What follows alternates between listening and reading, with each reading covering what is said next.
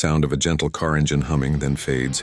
You see a Volvo on the street and you probably think safety. Solid, dependable, maybe a little bit boring. But what if I told you the entire company, the reason Volvo even exists, is because of a near-death experience and a plate of crayfish? This isn't just a corporate history lesson. This is the real story. Picture this, it's August 1924 in Stockholm, Sweden. Two old friends, Assar Gabrielsson and Gustaf Larsson, are having dinner at a crayfish party.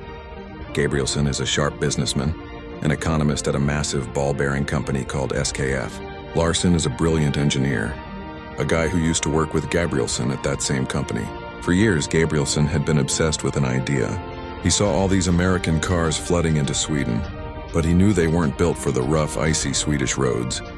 They were flimsy, they broke down. He had a vision, a car built specifically for the harsh Scandinavian environment. A car that was tough, reliable, and above all, safe. He'd tried to convince his bosses at SKF, but they weren't interested. "We make ball bearings, not cars," they'd say. So at this crayfish dinner, he turns to his friend Gustaf Larsson and lays it all out. He says, "Gustaf, I'll fund the project.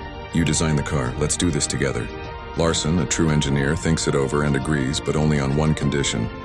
If they can't get a prototype running by the next summer, the deal is off. It was a handshake deal, a gentleman's agreement scribbled on a napkin. Now here comes the twist, the moment that sealed Volvo's destiny. A few years before this fateful dinner, Gabrielsson's wife, a woman named Thekla, was driving. She was involved in a serious car accident with a German-made vehicle. It was a terrifying experience that nearly cost her her life. That event haunted Gabrielsson. It wasn't just a business opportunity anymore, it was personal. It became a mission. He wasn't just building a car, he was building a protective shield for his family and for every family. Safety wasn't a feature, it was the entire point. Fueled by this passion, they pushed forward.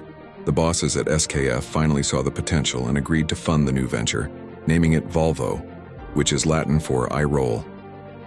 On April 14, 1927, the very first Volvo, the OV4, rolled out of the factory in Gothenburg. But there was a classic, almost comical last-minute hiccup. The chief engineer hopped in, put it in first gear, and the car shot backwards. It turned out a gear in the rear axle had been installed incorrectly. After a quick fix, it finally rolled forward into history. From that day on, every car they built was guided by Gabrielsson's founding principle, born from that near tragedy. Cars are driven by people. The guiding principle behind everything we make at Volvo, therefore, is and must remain safety.